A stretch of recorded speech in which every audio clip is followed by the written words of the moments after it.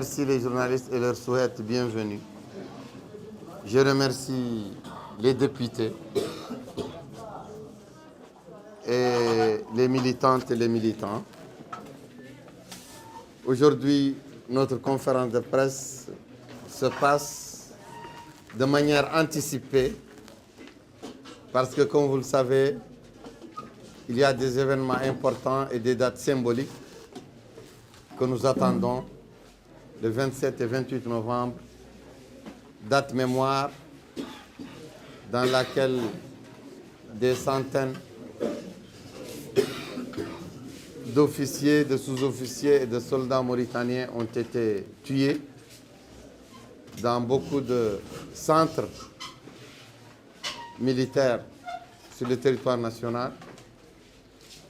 La date aussi du 2 décembre, qui est la journée internationale des Nations Unies contre l'esclavage.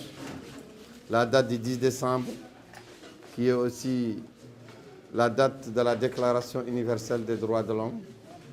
Donc, la Déclaration des Nations Unies pour les droits de l'homme. Ces trois dates sont des dates importantes pour les activistes des droits humains que nous sommes. Étant donné que je vais m'absenter du pays dans 2 jours pour des raisons urgentes et contraignantes, on doit parler. Bien que mes amis vont commémorer ces dates ici après mon départ, mais moi quand même je vais jeter mon grain de sel. Surtout que nous sommes dans le mois de novembre et surtout que j'ai reçu la visite d'une délégation de veuves et d'orphelins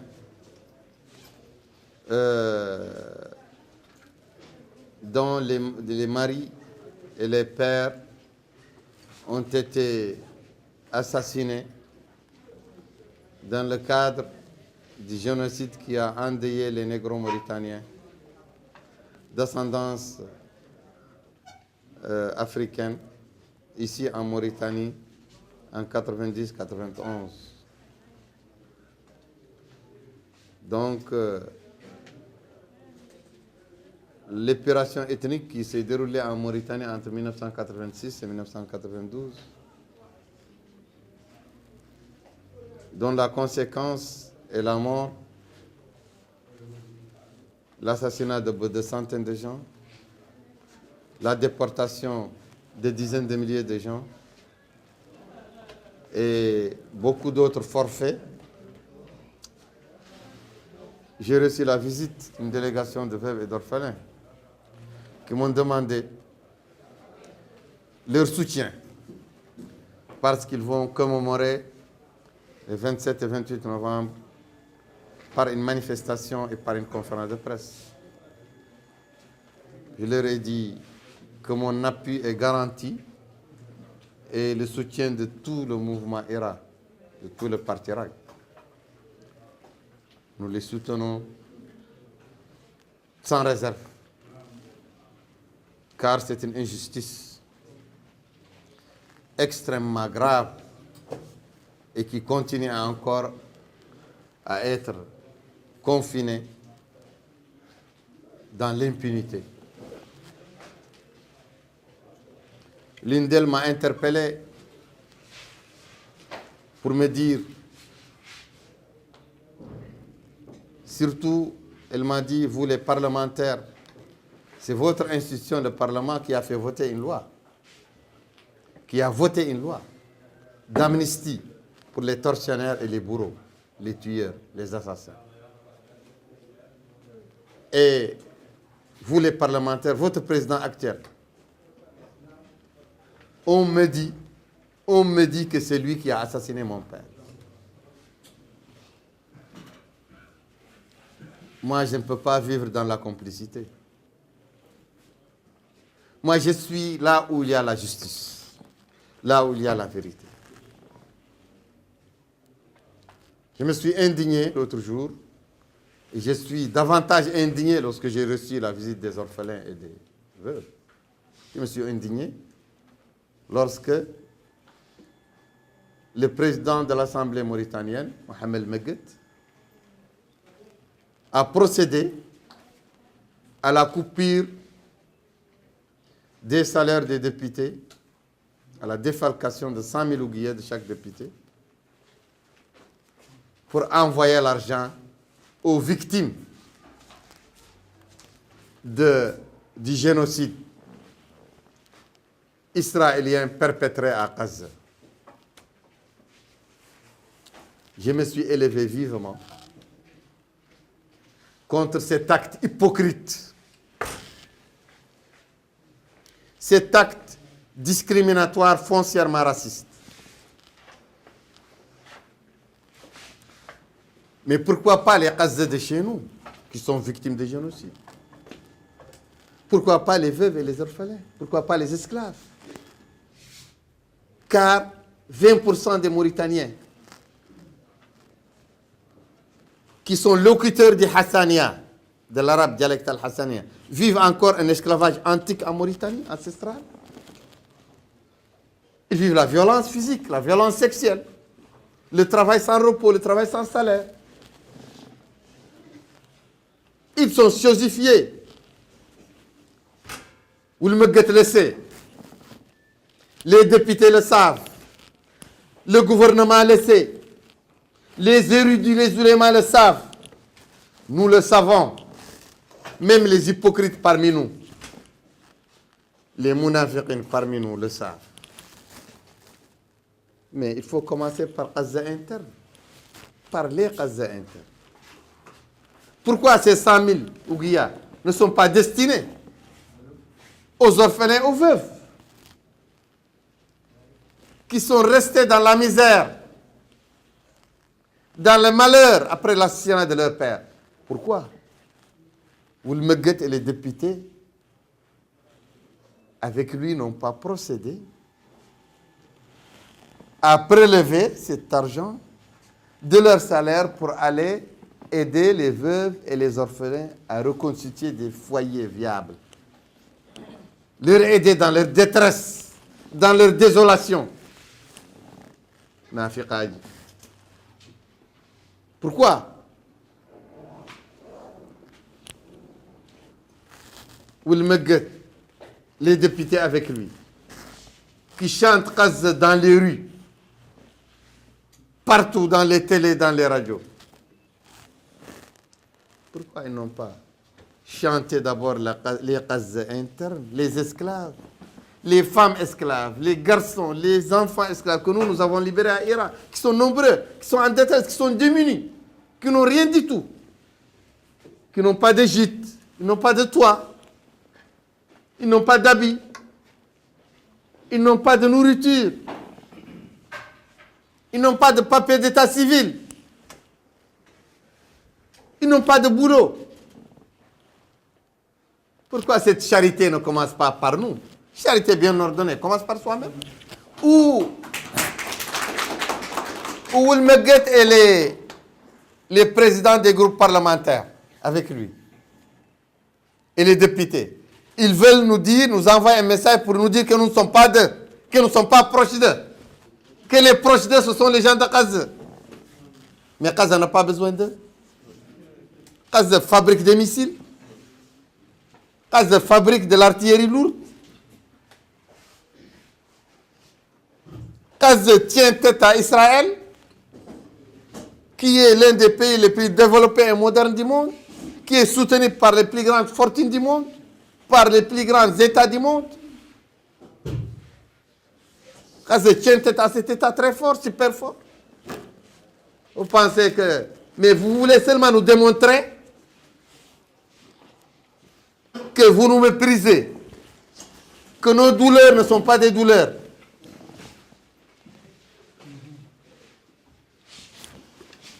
Que nos causes ne sont pas des causes.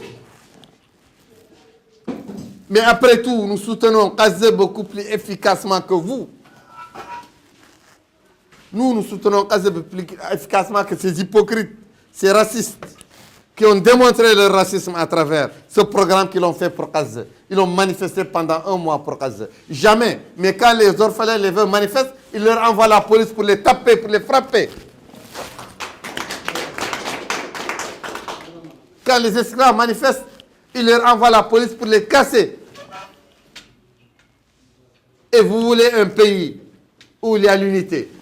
Vous voulez un pays où il y a la paix civile.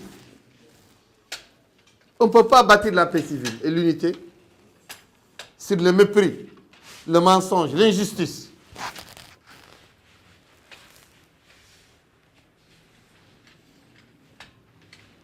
Mindei, l'autre jour j'ai crié, j'ai dit au Parlement, rendez mes sous. Et ils m'ont rendu mes sous tout de suite, avant que je ne sorte du Parlement. Est-ce que vous, ils vous ont rendu vos sous? Non, il faut vérifier. Mais c'est insignifiant. Mais c'est le symbole que nous refusons. Pour nous, c'est insignifiant de donner à Gaza même 100 milliards.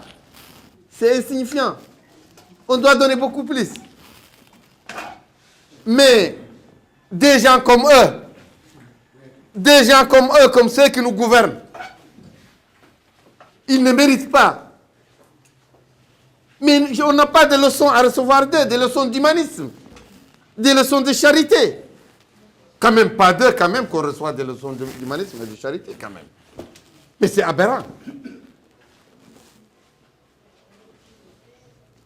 Mais notre soutien à Gaza est sans équivoque. Mais nous, moi, personnellement, et les gens avec moi, nous n'accepterons pas de cautionner cette sélectivité exécrable du pouvoir mauritanien et de ses factions comme la faction du Parlement, dirigée par Olmegue, pour qu'il nous entraîne dans cette sélectivité, dans ce mépris de nos citoyens, des causes de nos citoyens, de nos causes internes.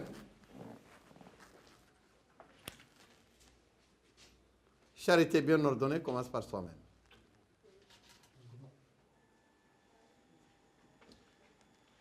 Ils parlent aussi de l'esclavage. Ils disent qu'ils ont avancé dans le domaine de l'esclavage et de la traite des êtres humains. Je vous ai donné les communiqués, les rapports sur les cas récents d'esclavage. Les autorités ont refusé d'emprisonner les esclavagistes.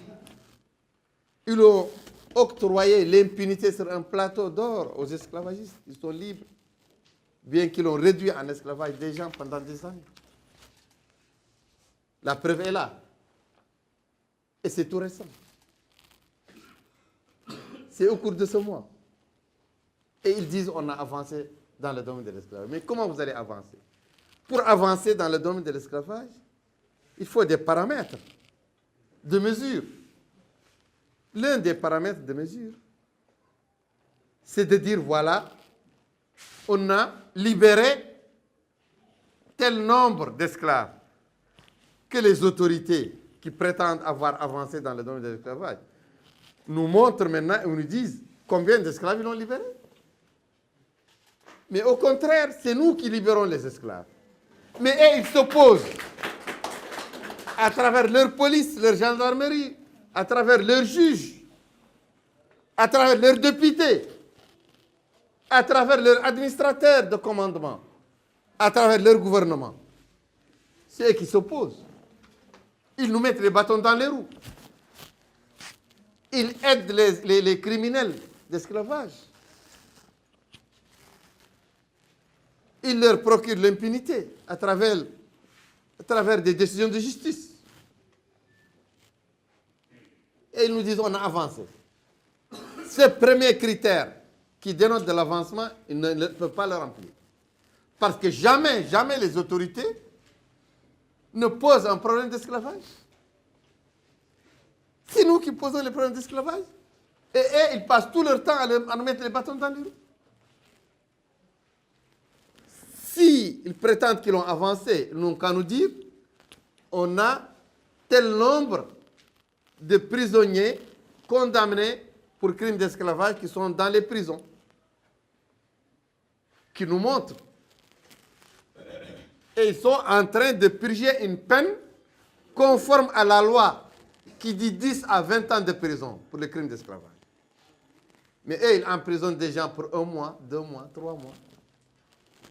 Ils les font rentrer par la porte, ils les font sortir par la fenêtre. Il n'y a personne en prison. Personne n'a purgé une peine normale et dissuasive. C'est de l'hypocrisie. Ça, c'est le deuxième critère. Ils ne le remplissent pas. Le troisième critère, c'est comment ils traitent les personnes qui ont accepté de fuir l'esclavage, de venir vers Irak ou vers SOS Esclaves et demander la liberté. Nous avons libéré. C'est Irak qui a libéré le plus grand nombre d'esclaves. Parce que c'est Irak qui est pugnace, qui est combative, qui est offensive. Et ces esclaves ont dit qu'eux ne sont pas offensifs, ils restent assis jusqu'à ce qu'un esclave vienne. S'ils voient un esclave être réduit en esclavage, s'ils ne viennent pas les voir pour demander leur aide, ils s'en foutent. Mais nous, on n'en l'attend pas. Nous sommes offensifs. Là où il y a l'esclavage, on va venir. On va créer le désordre. Comment on s'était sur l'esclavage? Nous, on ne s'était pas. On ne demande pas qu'on nous appelle. On n'attend pas qu'on nous appelle, non. L'esclave n'a pas de parole. L'esclave n'a pas de liberté de décision. L'esclave n'a pas de discernement. Vous le connaissez, vous. Vous, les Mauritaniens, vous le connaissez. L'esclave n'a pas de discernement. S'il pouvait choisir, il n'allait pas être esclave. Mais vous savez où vous l'avez télécommandé. La télécommande est dans la tête. Les chaînes sont dans la tête. Et c'est vous qui avez fabriqué ces chaînes. Mais nous sommes là pour les détruire. Tous les esclaves qu'on a libérés qui sont nombreux, l'État n'a jamais aidé ces esclaves. Si au moins l'État avait aidé ces esclaves, les aider à intégrer économiquement, matériellement, par les pièces, l'État a même puni les esclaves qui acceptent d'approcher Irak et de sortir de l'esclavage. Ils les punissent en refusant de leur donner des papiers de statut civil, en refusant de les aider matériellement. Ta'azour part dans les poches des fournisseurs, des chagras parmi les groupes dominants, les groupes tribaux dominants qui s'agglutinent autour de tous les budgets de financement dans les différents départements et les sucent. Les sucent, les absorbent, les engloutissent. Le peuple opprimé ne trouve rien. Il ne trouve que des miettes. Ta'azour est dans ce cadre. Ceux qui ont bénéficié de Ta'azour et qui en bénéficient jusqu'à maintenant, ce sont les chagrins du système